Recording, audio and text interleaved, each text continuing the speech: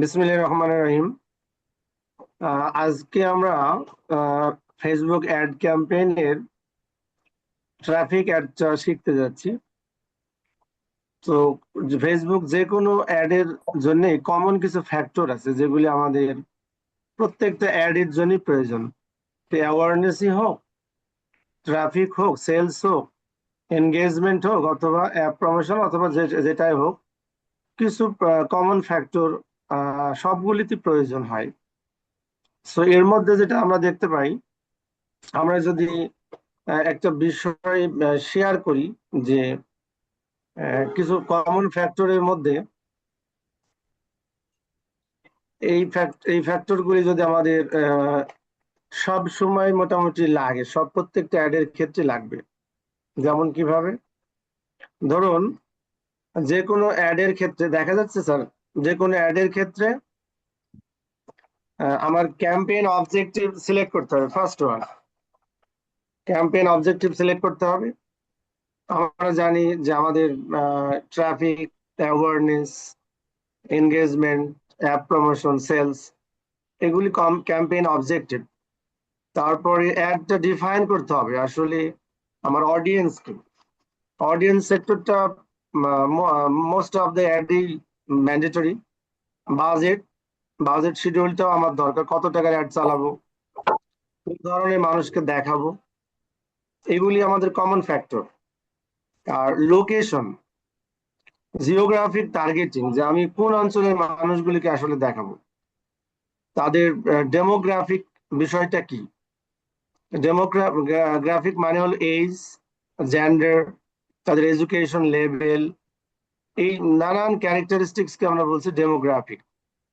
Interest and behaviour, আসলে আমরা আরো ন্যারো অডিয়েন্স করে ফেলি, যে ছোট ছোট অডিয়েন্সের দিকে, নিচের দিকে, বড় থেকে ছোট দিকে যাচ্ছি। যে ন্যারো অডিয়েন্স মানে আমরা ইন্টারেস্ট অ্যান্ড বিহেভিয়ার বিষয়গুলি কি, তাদের কি ধরনের পছন্দ করে, তারা, তাদের টেন্ডেন্সি গুলি কেমন। আর ক্রিয়েট অ্যাড, সেটা অ্যাড কপি হোক, সিটিএ বা কল টু অ্যাকশন হোক। আর বাজেট অ্যান্ড শিডিউল এবং পেমেন্ট মেথড, মাস্টার কার্ড আমাদের প্রয়োজন হয়, ডুয়েল কারেন্সি, যে আমাদের অ্যাড পরিচালনার জন্য এটা যে কোনো অ্যাডের ক্ষেত্রে আমাদের প্রয়োজন হবে।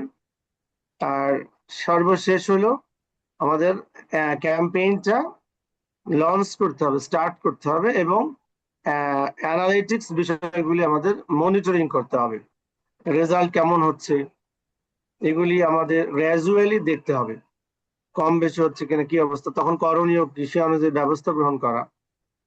এই বিষয়গুলি আসলে আমাদের কমন ফ্যাক্টর। তার মানে আমরা দেখলাম প্রত্যেকটা অ্যাডের ক্ষেত্রেই কিছু কমন ফ্যাক্টর থাকলো, কমন এলিমেন্ট দরকার, যে বাজেট কত, অডিয়েন্স কে, লোকেশন কোথায়, এই বিষয়গুলি আমাদের প্রত্যেকটা জায়গায় লাগবে, পেমেন্ট মেথড। তাহলে এগুলি আমাদের প্রস্তুত থাকতে হবে আগেই অ্যাড পরিচালনার জন্য। আমরা এখন আমাদের ফেসবুকে চলে যাচ্ছি।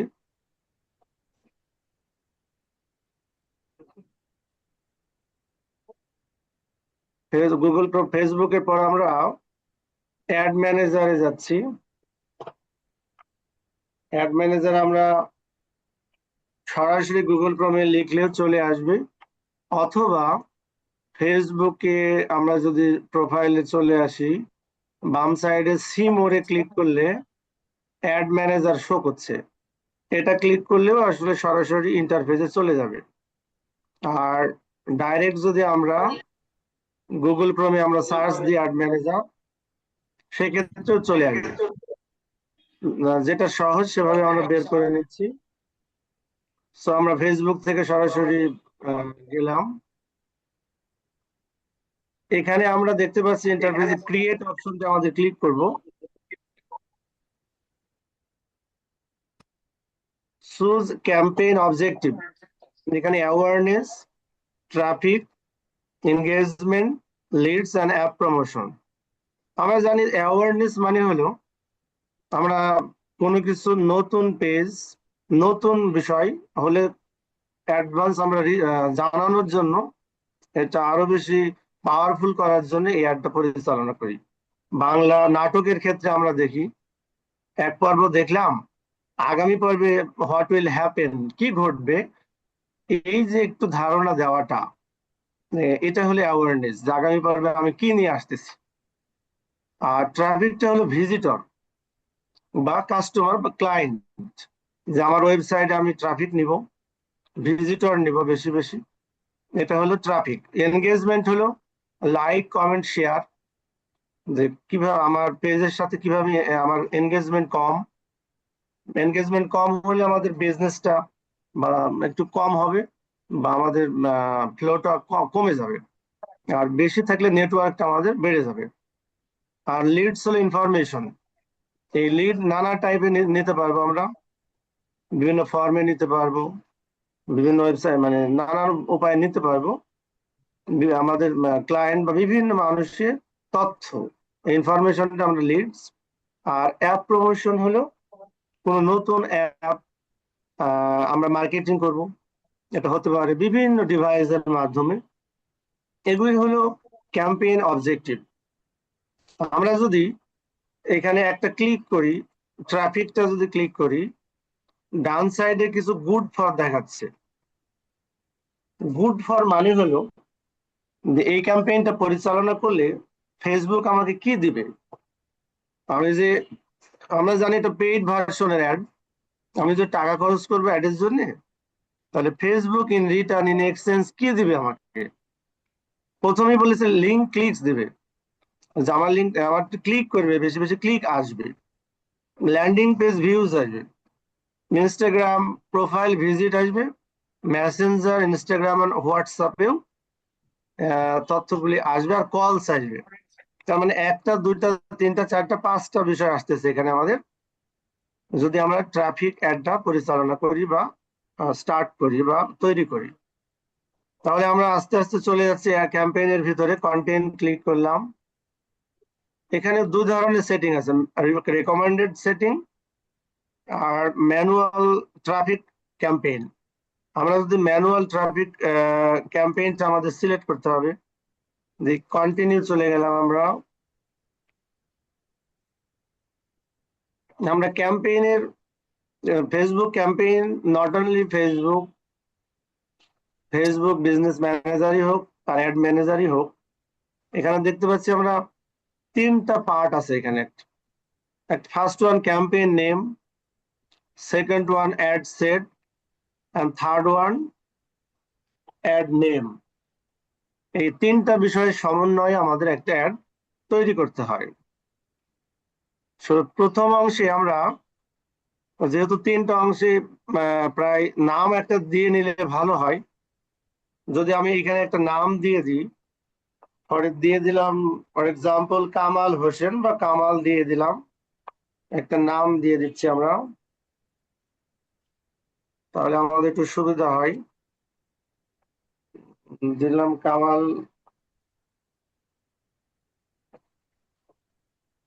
কামাল কয়দিনের অ্যাড চালাচ্ছে, ফর এক্সাম্পল 15 দিনের অ্যাড চালাচ্ছে,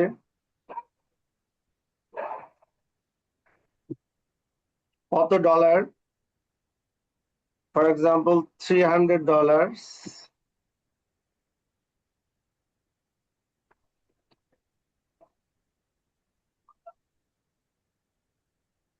এবং ক্লায়েন্ট কোন দেশের, ইউএসএ অর ইউকে। এটা আমরা দিয়ে দিলাম, এটা তিনটা জায়গায় আমরা কপি করে দিতে পারবো, তিনটা জায়গায় কপি করে দিতে পারবো। নামটা দিয়ে নিলে আমাদের একটু সুবিধা হয়।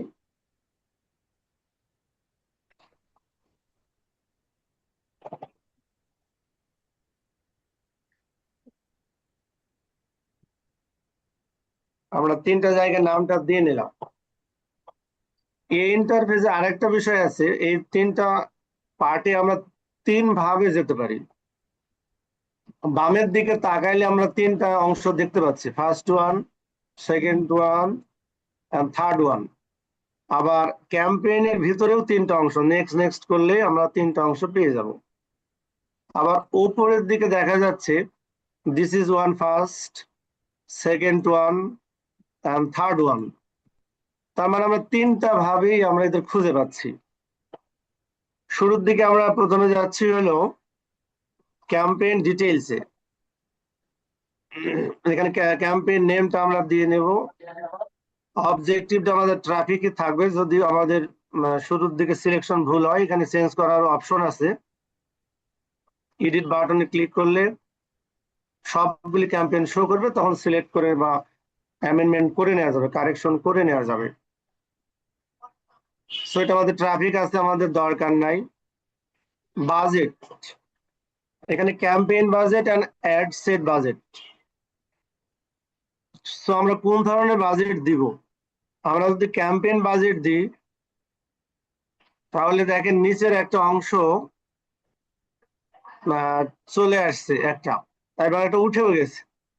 আর যদি অ্যাড সেট বাজেট দিই, ডেইলি বাজেট বা লাইফ টাইম বাজেটটা উঠে গেছে, যে মানে অ্যাড সেট বাজেট নির্দিষ্ট হয়ে গেছে।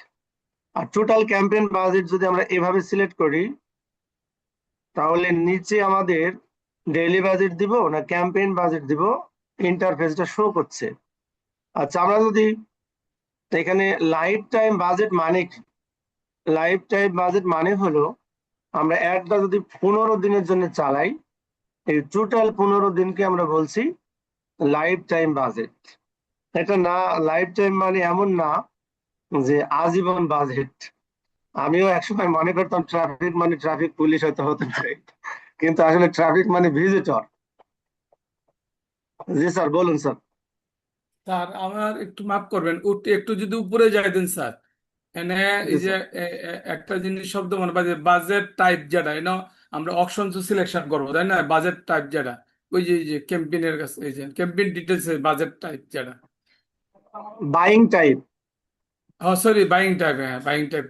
এনে তো এনে এটা ক্লিক করে দেন আর এটা কি। এটা এটা অপশনে থাকবে, নিলামই থাকবে। অপশন মানে নিলাম এক ধরনের, যে আমার এটা কিভাবে হবে। আচ্ছা, এখানে যদি আমি আপনি দেখেন এটা এইভাবে অপশনে থাকবে। আর কি আছে? রিজার্ভেশন আছে। সো রিজার্ভেশন আমি রাখবো না। রিজার্ভেশন মানে কি? আমি অ্যাডটা তৈরি করার পর এটা আমি এক ধরনের সাইড লাইনে রাখলাম ফর এক্সপেরিমেন্ট। এটা করব না, আমি বরং নিলামে তুলবো আমার অ্যাডটা, আমি দেখাবো, মানে আমারটা মার্কেটে উঠুক, এটাই আমি রাখবো।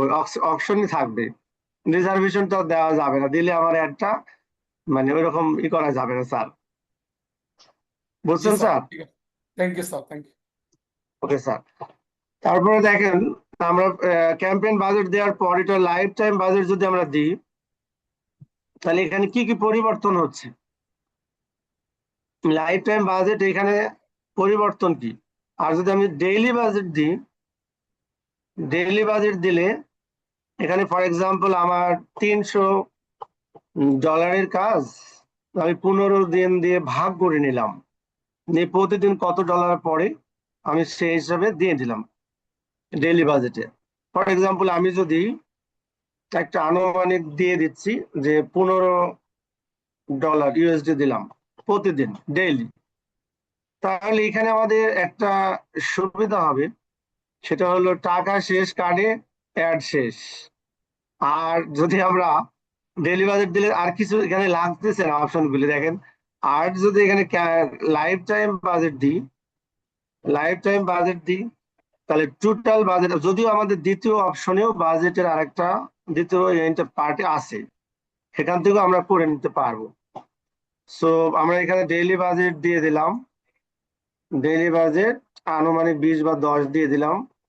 আচ্ছা, এখানে ক্যাম্পেইন বিড স্ট্র্যাটেজি, এখানে আমাদের 2-3টা অপশন আছে। আমরা যদি এটা এডিট বাটনে ক্লিক করার পরে দেখেন সিপিসি আছে, কস্ট পার রেজাল্ট গোল, আর বিড ক্যাপ, আর হাইয়েস্ট ভলিউম। আমরা যদি এখানে সিপিসি দিই, মানে ফর এক্সাম্পল সিপিসি দিলাম, তাহলে আমরা দ্বিতীয় পার্টে যে আমরা এখানে সিপিসি সিলেক্ট করতে পারবো। দেখেন এখানে টু লেখা, এখানে সিপিসি সিলেক্ট করতে পারবো আমরা। কিন্তু আমরা যদি এই জায়গায় সিপিসি না দিই, সর্বোচ্চটাই গ্রহণ করে ফেলি, হাইয়েস্ট ভলিউমটা, তাহলে কিন্তু আমরা পরবর্তী দেখেন এবার আমি হাইয়েস্ট ভলিউম দিছি, দ্বিতীয় পার্টে যাওয়ার পর আমি কিন্তু এখানে সিলেক্ট করার অপশন দিবে না আমাকে ফেসবুক। সো এখানে যদিও হাইয়েস্টটা দিয়ে দিতে হবে, এখানে আমাদের সিপিসি দেওয়ার প্রয়োজন নাই। ফেসবুক তার সুবিধা মতো জায়গায় ব্যবহার করবে বা সুবিধা মতো অনুযায়ী ব্যবহার করবে, কারণ আমি তো ডেইলি বাজেট তো দিয়েই দিছি। তাহলে আমরা প্রথম অংশ তাহলে হাইয়েস্টটাই রাখবো, বিড স্ট্র্যাটেজিতে, ক্যাম্পেইন বিড স্ট্র্যাটেজিতে। আচ্ছা, এবি টেস্ট। এবি টেস্ট মানে আমরা দুইটা অ্যাডের ভিতরে আমরা কম্পেয়ার এন্ড কন্ট্রাস্ট করা। যদি আমি একাধিক অ্যাড না রান করি তাহলে এটা আমি অন করব না, এটা আমাদের এভাবে রেখে দিব। তার স্পেশাল অ্যাড ক্যাটাগরিজ, এখানে 5 বা 6টা স্পেশাল ক্যাটাগরিজ অ্যাড রয়েছে: financial, employment, housing, special issues and election or politics. এই 4-5টা স্পেশাল ইস্যু যদি আমাদের ওই ধরনের ইস্যু না থাকে তাহলে আমরা এটা সিলেক্ট করব না, তাহলে এটা আমরা সিলেক্ট করার প্রয়োজন নেই। নেক্সট আমরা যাচ্ছি দ্বিতীয় পার্টে যাচ্ছি আমরা। First one, conversion. So conversion মানে কি? কনভার্সন মানে আমার অ্যাডটা দেখলো একজন ভিজিটর বা ট্রাফিক, দেখার পরে সে আমার সাথে one to talk, one to communicate, conversion start করতে চাচ্ছে, এটা হলো কনভার্সন। তার মাধ্যমটা কি? একটা মাধ্যম থাকতে হবে, তো কিসের মাধ্যমে আসলে কনভার্সন করবে? সেখানে যদি আমরা দেখি কি কি অপশন আছে: website, app, messenger, message destination, Instagram আর ফেসবুক, কলস। সো ট্রাফিক যেহেতু আমি নিব, ওয়েবসাইটেই আমাদের ফার্স্ট প্রায়োরিটি, কারণ ট্রাফিক তো আমার ওয়েবসাইটে ভিজিট করবে, সেজন্য আমরা ওয়েবসাইটটা বেশি প্রায়োরিটি দিব। তারপর পারফরমেন্স গোল, আসলে আমার অ্যাডটা কিভাবে আসলে কোন কোন মাধ্যমে আমি আমাকে সে কি ফ্যাসিলিটি দিচ্ছে, লক্ষ্যটা কি আসলে এই ক্যাম্পেইনের। যেমন ফার্স্ট ওয়ান বলেছে যে maximise number of landing page views, আমার বেশি সংখ্যক ল্যান্ডিং পেজ ভিউজ করবে। আর দ্বিতীয় নম্বর বলেছে নাম্বার ক্লিক, বেশি নাম্বার ক্লিক। এখন বেশি নাম্বার ক্লিক এবং ল্যান্ডিং পেজের মধ্যে আমার বেশি ভালো হলো maximum number of landing page views. আর ক্লিকটা হলো এটা ইফেক্টিভ ফার্স্ট ওয়ান।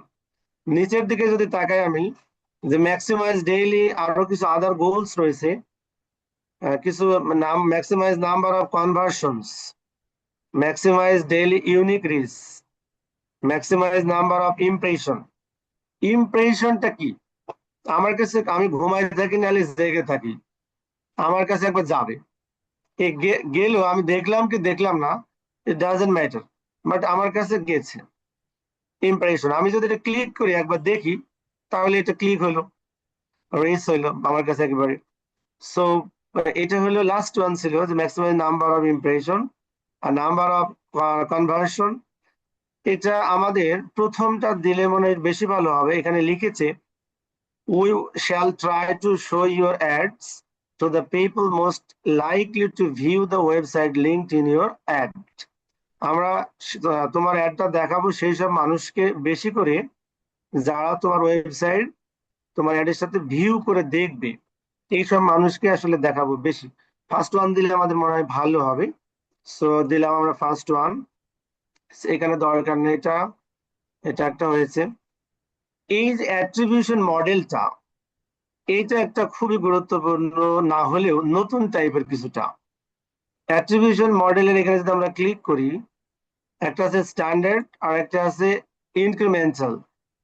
আচ্ছা, এই অ্যাট্রিবিউশন মডেলটা কি?